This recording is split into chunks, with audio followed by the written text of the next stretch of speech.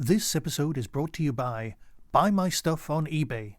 Yes, you too can buy my stuff from eBay. Simply search for the seller, Tin Dog Podcast, and you can own some rare and collectible items. From the same people who brought you Buy My Books on Amazon. Check the show notes for a direct link. Scanning for audio.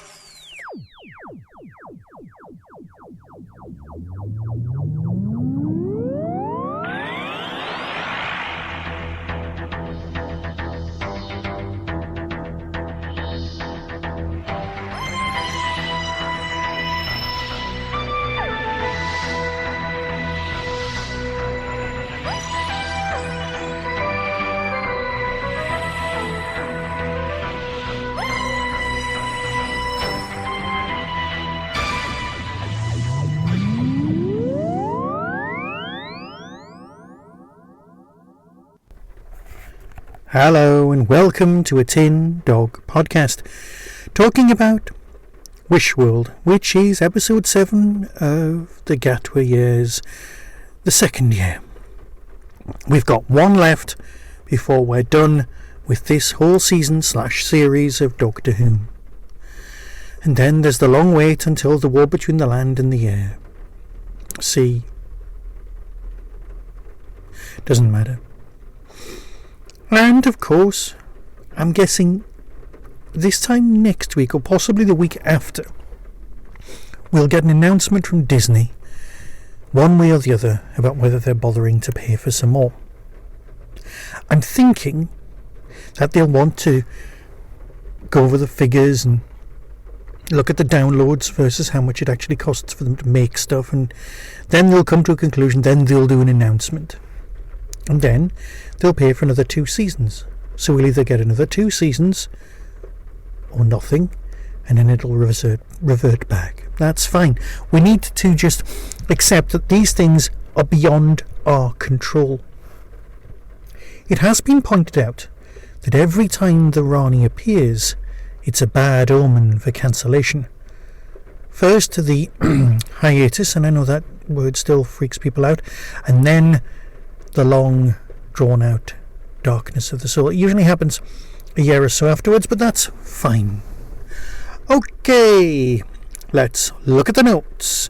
Surprisingly, I seem to have 2 full pages of nicely coloured-in notes, which came as a surprise to me more than it will to you, because I didn't really think I had a lot to say. It's doing what it always does with an episode, a penultimate season ender episode.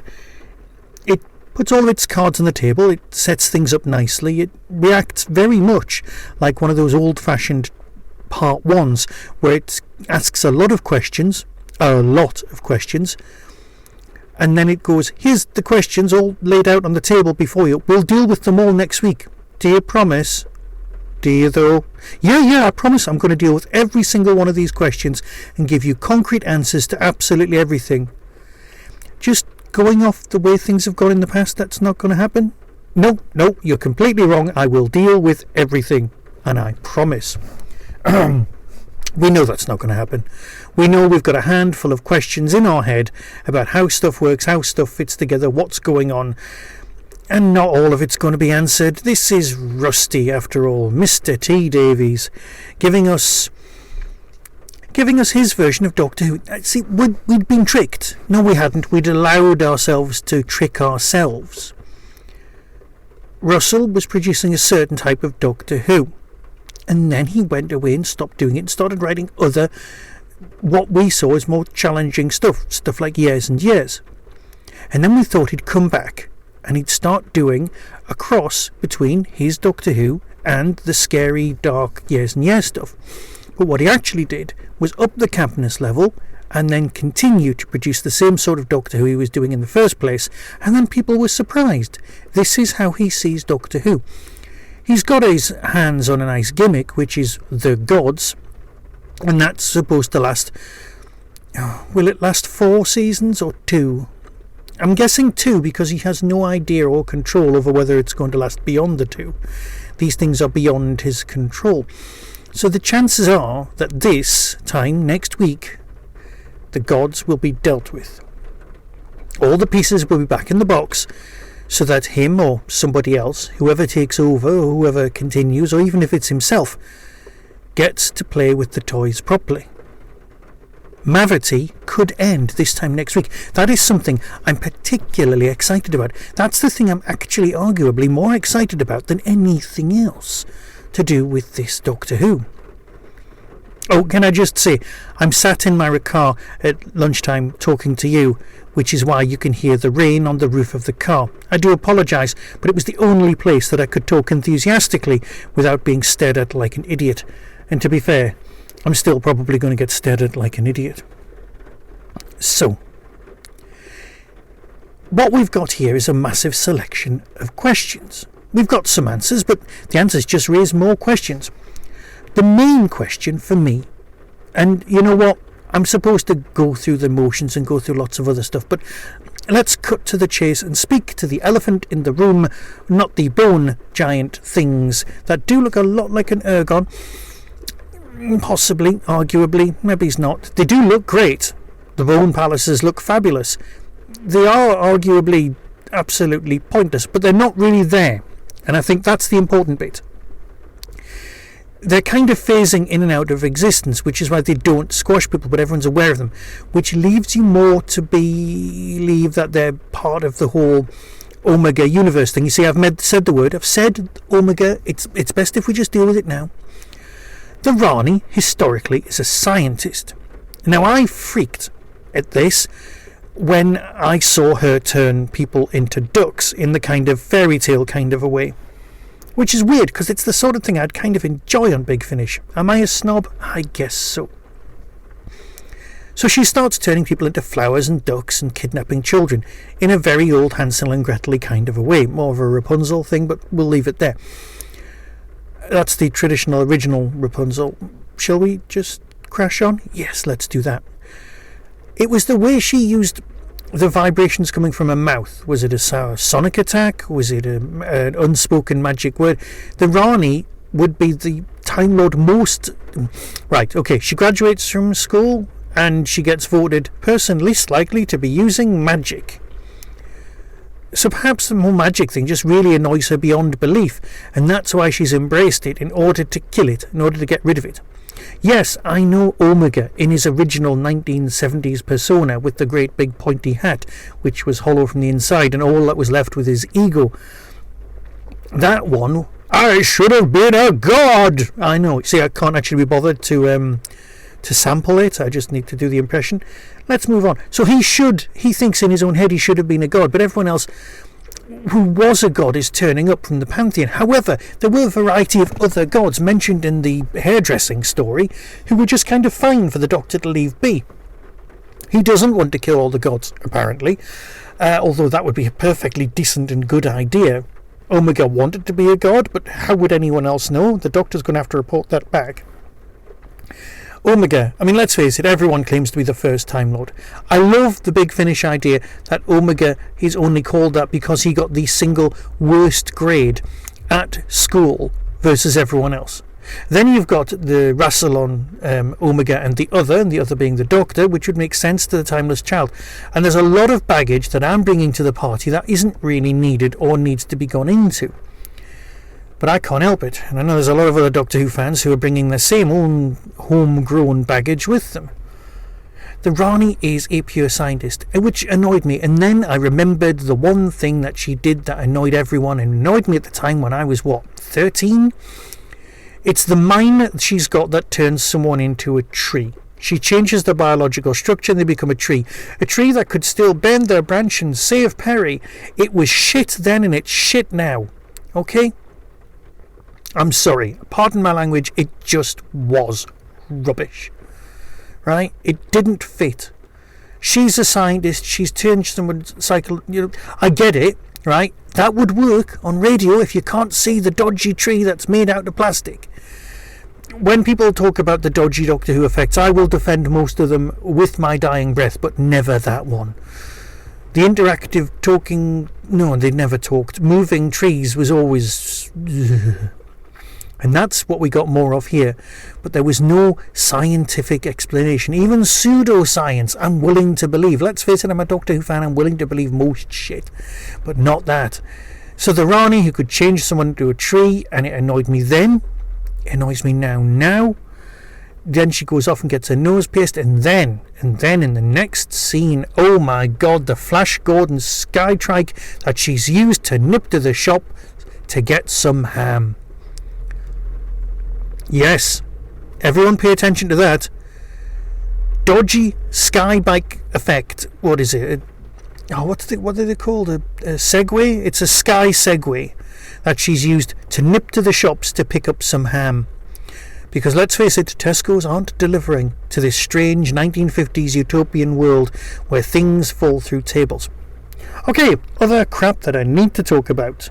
Rogue turning up on the TV, who's trapped in a hell dimension. There's a lot to unpack there. There's too much to unpack, and I'm almost guaranteed that it's not going to be gone into next week. Right? Okay. He was a tiny man on a tiny screen in a tiny distance. Who else thought, is that Captain Jack? He could have been Captain Jack, and I know. Right? You don't need to message me about this. I know. But I'm quite happy to have him back. I don't actually care. I just want John Barrowman back. I also want my number 50 Big Finish Torchwood. I just want to hear it. Okay? It's too much to ask. Time's passed. Let me hear it, please. The missing Torchwood. It's not like it was broadcast and I forgot to record it. It's out there somewhere. Sorry. Calm. Rogue is just a replacement for Captain Jack. An attractive man for the Doctor to fall for. And in this case, he actually could fall for him. Okay? I've got it. Yes, there's a whole extra storyline where he's on the run. There's too many parallels for him not to be just an updated, younger, more attractive. You know what I mean? It's all that business. Oh, can I just say that moment where the Doctor was saying he was an attractive man and I was like, oh, you can't talk like that, you'll get arrested. That was positively chilling because that whole alternative Earth thing was very prisoner-esque. Like everyone knows what's going on but nobody's allowed to rebel against it. The unit being an insurance company works great. I like all of that. And I like, the tech supervisor, Sue Tech now being back to being a tease maid like she was in the Beatles story, which obviously my feelings on that one. But Captain Jack could have just been that character and it would have made a tiny bit more intelligence. The hell dimension, what's all that about? I don't know. Rogue's storyline still takes place in the Mavity timeline. Should we call it that? Let's go with that. That sounds actually like I've thought things through. But do I care? Now, can I just think, does the Meep story take place? Yeah, so the Meep story takes place before Mavity. So when the Meep's talking about the boss, they've got absolutely nothing whatsoever to do with this storyline. The Rani picking up the tooth, I know people out there have compared nail varnish colour and hands and all sorts. So that's fine, except of course it probably would have been Mrs. Flood, or would it have been the current second to Rani? Yeah. So, shall I finish about the Omega business? Why would the Rani, whose interest is in biology, okay, she wants to use Omega to bring back Gallifrey and the Time Lords, which at this point puts me on the Rani's side, right? Because the Doctor's forgotten who he is. Now, okay, what she has to harvest is doubt. Takes you back, okay? She's harnessing a side effect of something that she's trying to achieve in order to make it work. It's the City of Death. It's the side effect of the time travel experiments is something that the Count actually wants to expand and make bigger. And that's what's going on here. She's created this universe involving a podcaster's lies to make things... Oh, why is India being mentioned so much? I'm guessing that... Would she be from India or Pakistan? Or is it, India as in the continent? Is that where Belinda's from? Well, she's not. She's from London, but you know what I mean. Is that where she's descended from? Is that the points they're making? The Calico thing. Why is he living at number 11? Not 15, or does that just not? Does it go up to 11? Is it another nod? Or am I reading things in? Am I seeing patterns that aren't there? Probably. Why bother to bring back Omega. He was just a tantruming a big person. He's going to need a body to get into. Are they going to put the body into thing, or has she managed to make a new body for him? Is that the point? So Omega can live in this universe. We can put the ego and the intelligence into a new body with a new set of regenerations. Is she going to nick those off the Doctor? But why bother to chuck the Doctor off this building if that's the point? Because let's face it, and blah blah blah blah blah blah blah blah blah. Too many questions. And we're not going to know the answers, because next week we've got 66 minutes of me going, what, eh? And then it's done. I haven't even told my family that it's a longer episode than usual. I was in Manchester having a perfectly nice time with them all, and they actually turned to me and said, well, we're in the hotel room now, we could watch Doctor Who. And I'm like, well, we could, or we could just continue having a nice time. See, they feel obliged to watch it with me, and I'm the one going, we don't have to. Seriously, it's fine. Maybe I should have taken my own advice from last year and started with Buffy or The X-Files or something with a nice rewatch. More people would be interested in listening to me, and I'd keep going with The Big Finish. The Big Finish reviews make me happy. They genuinely do. I had a lovely time with the recent War Master, with all of those. Oh my god, they're so good. The new Colin Baker story is great. I've got Hooklight looking forward to. All of those things I'll be reviewing and coming back to and having a lovely time. But these TV Doctor Who's just provide me with too many questions. Everyone's saying, oh, TD, just make the landing. Well, I'm guessing that's a sports thing about some sort of gymnastic-y thing where you have to like do a, I don't know, pirouette. You're talking about sports, and then you have to land and go ta-da at the end, and that's what you're expecting. So why harvest doubt? That was where I was at, looking at my notes. Does doubt proof denies faith, and without faith I am nothing? No, it's not that. It's what is the importance of doubt? Does doubt create the need for gods? Does doubt destroy gods? How do you even mine doubt? Where do you store it?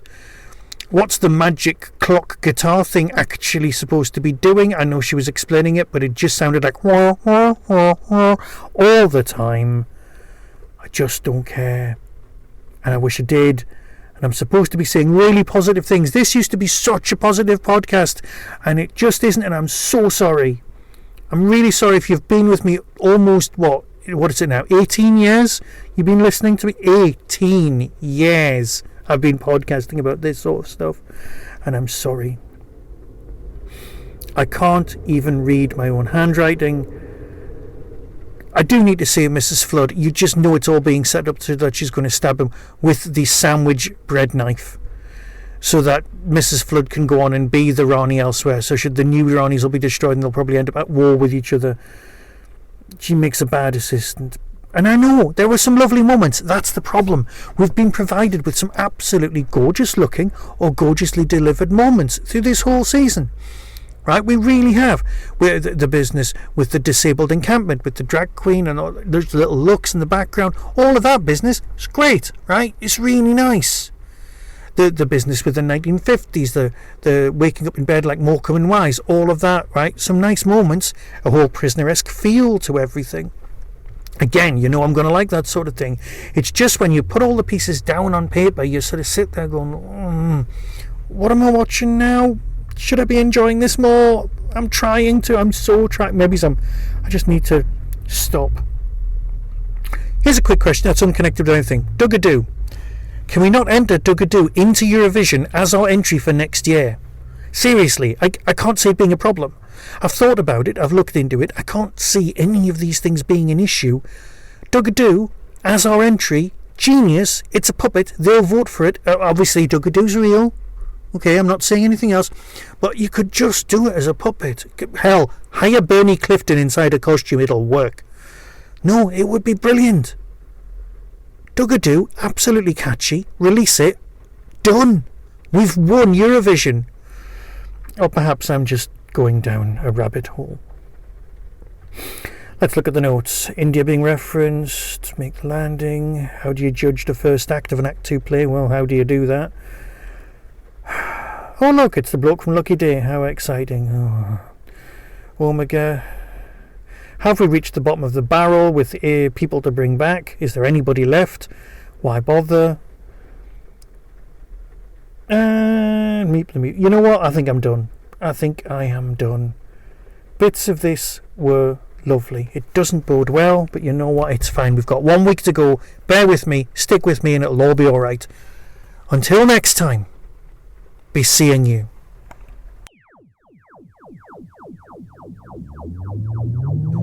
That was the Tin Dog Podcast. All topics discussed are the intellectual property of the copyright owners. No infringement is intended. Why not follow the show on Blue Sky at tindogpodcast.bsky.social. If you've enjoyed this podcast on YouTube, please click like and subscribe. To contact the show, email tin-dog@hotmail.co.uk. The Tin Dog Podcast is a founder member of the Doctor Who Podcast Alliance.